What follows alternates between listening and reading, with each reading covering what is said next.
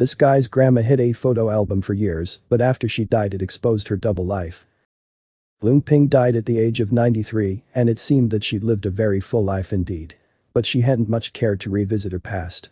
So, it was only after her death in February 2020 that Leung's grandson Johnny Quan got a glimpse of her precious photographs. And the young man was transported to an era of glamour as he looked through the secret album. Part of Leung's life had been somewhat of a mystery for Johnny. He knew the basics. She had grown up in Shanghai during a turbulent time in China's history.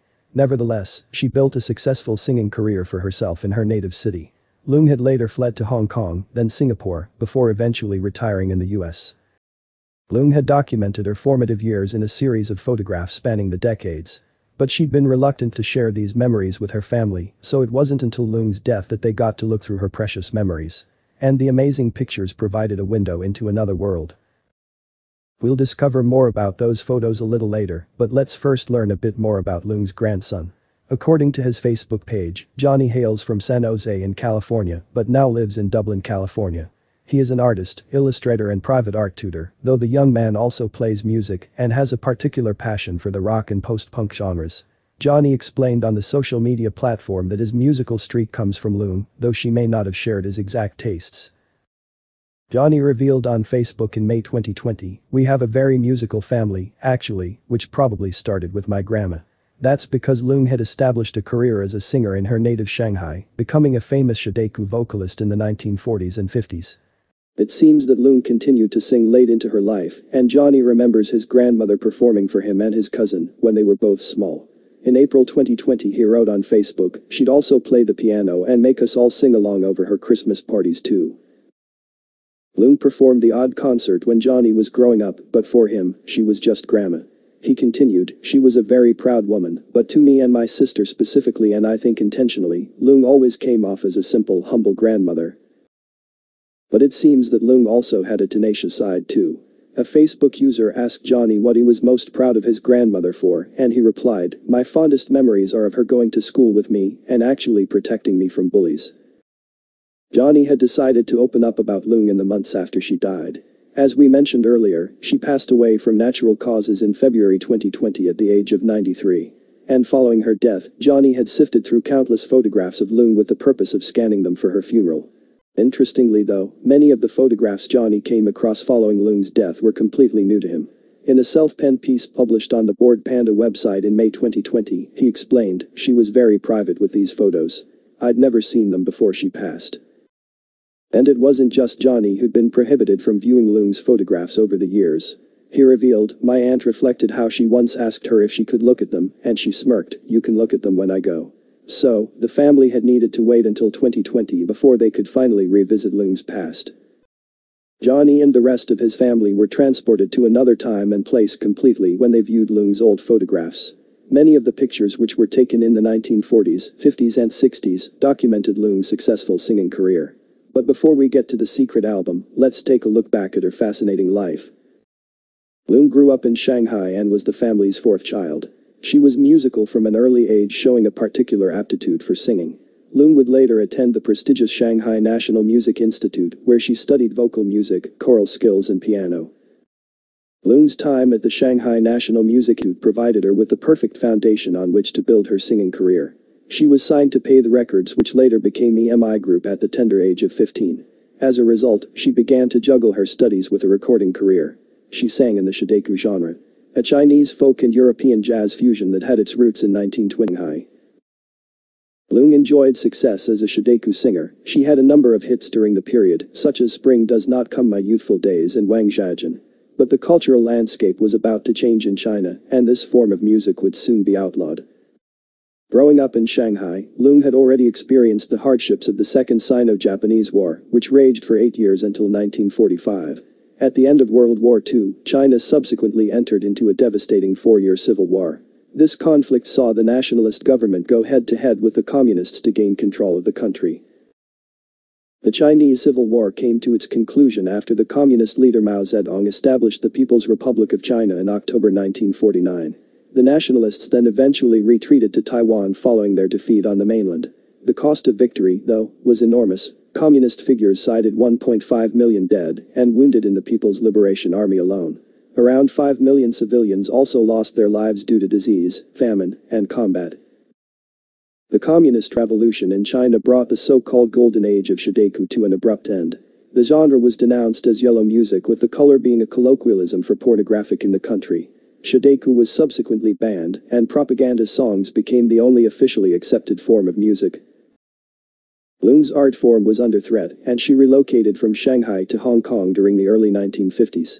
The special administrative region belonged then to the British and had become a popular refuge for people fleeing China in the midst of the Civil War. So, Leung was one of many from her nation to make Hong Kong home. But Hong Kong wasn't the only place Leung moved to after leaving her native China behind. She also lived for some time in Singapore, which like Hong Kong was ruled by Britain until 1963. After that, the city-state formed part of Malaysia, but Singapore gained its independence 2 years later. Leung was a well-known Shidaiku star, though she still found time to share her talent with others. The vocalist also taught singing in Singapore and acted as a music teacher in Hong Kong. So, it would be fair to say that music formed a major part of Leung's life, even after she moved to the US in 1971. Leung got a job teaching Chinese in San Francisco, but singing remained a passion for her. Indeed, she studied at a local music school, participated in choirs and performed at restaurants. Leung was even invited to sing in places such as New York, Chicago and Los Angeles, as well as in Canada and Australia. So, as we've seen, Leung had a long and successful career as a singer. Though it seems that she didn't often regale the family with stories of her past. Leung had chronicled her life in a number of photographs, but she didn't share these with her nearest and dearest. As a result, it wasn't until her death that they got a glimpse into her glamorous former life. For Johnny at least, the images of his grandmother were a complete revelation. He'd never seen any of them when Leung was still alive. But after her death, he was tasked with scanning many of the photos in preparation for his grandma's funeral. And he decided to share some of the pictures online after filing through the memories of Leung's amazing life. Johnny shared 83 images in an album called My Grandma on Facebook. He wrote that the photographs were mostly focused on the 1940s, 50s and 60s. Johnny added that they were primarily of her music and modeling career, and a little bit of her personal life. However, this was no ordinary family album. It turned out that Leung had lived a pretty extraordinary life. Not only did she survive the upheaval in her native China, but her career as a model and singer had seen her take part in pageants and appear in adverts. Furthermore, she had even rubbed shoulders with Hollywood royalty. Within Leung's photographs, her family found evidence that she was a one-time beauty queen. Writing on Facebook in April 2020, Johnny revealed, "My grandma had this entire album filled with newspaper clippings of her time in a beauty pageant competing for Miss Hong Kong, towards Miss Universe. I honestly had no idea. It surprised a lot of us in the family." Johnny later discovered that the cuttings dated from 1952. He revealed, "Digging deeper into this now, it appears this was actually for the very first Miss Universe contest ever, that would be won by Miss Finland, Armi Kusela. My grandma made it to the semi-finals for Miss Hong Kong, but lost to Judy Dan, who would place third in Miss Universe." Leung's involvement in the first Miss Universe competition was an interesting story in itself. But it wasn't the only exciting anecdote the singer would have had at her disposal. That's because other photographs she kept show her rubbing shoulders with the iconic Hollywood actress Elizabeth Taylor and her film producer husband Mike Todd. Johnny posted the photograph of his grandmother with Elizabeth and Mike on Facebook and gave more context to the meeting. It turned out that it was arranged by Run Run Shaw. He was the Chinese entertainment mogul behind the Shaw Brothers Studio, East Asia's largest such company. In fact, the movie mogul appears in the 1957 photograph of Leung with Mike and Elizabeth. Johnny explained, she was asked by Run Run Shaw to be a representative of the Singaporean entertainment industry to greet Elizabeth. Interestingly, the meeting occurred just months before Mike lost his life in a plane crash. But these individuals weren't the only celebrities to appear in Leung's photo collections. Johnny thought that other pictures show his grandma posing alongside other stars of the Shidaiku genre, including Gu Mei and Leung Ping. Another picture in the album is believed to be of the singer Marian Anderson, who was the first African American to perform with the Metropolitan Opera in New York City. Furthermore, Johnny found an advert which his grandmother had done to promote Beck's beer. There were also a number of modeling shots, a photograph of one of Leung's records from the 1960s, and many snaps of her performing. However, other images had more sentimental value. The other photographs that Johnny came across show his grandmother on her wedding day dressed in a billowing white gown. There was a snap of her posing with her mother, while other images of Leung feature her holding Johnny's mother and his aunt. Johnny also posted a couple of images he'd taken with his grandmother over the years. The first shows Leung holding her grandson when he was just a small child. The second features Leung as an older lady, posing with Johnny on New Year's Eve 2013. Of course, both were no doubt treasured memories in the wake of Leung's passing. In fact, it seems that the photos Johnny acquired following Leung's death helped him to see his grandmother in a new light. Though he had been aware of her success as a singer, it seems he had not known just what a glamorous life she had lived. But the images gave Johnny a valuable insight into Leung's heyday. Johnny then talked about Leung's fame and success on Facebook. He wrote, "I knew she'd like to brag about it to others as well. My sister interviewed her in 2008. I have her 2011 CD too. However, to my sister, cousins, and she'd heavily downplay it. She was just a simple grandma to us like anyone else's, who'd bake nian gao, buy us clothes and protect me from bullies."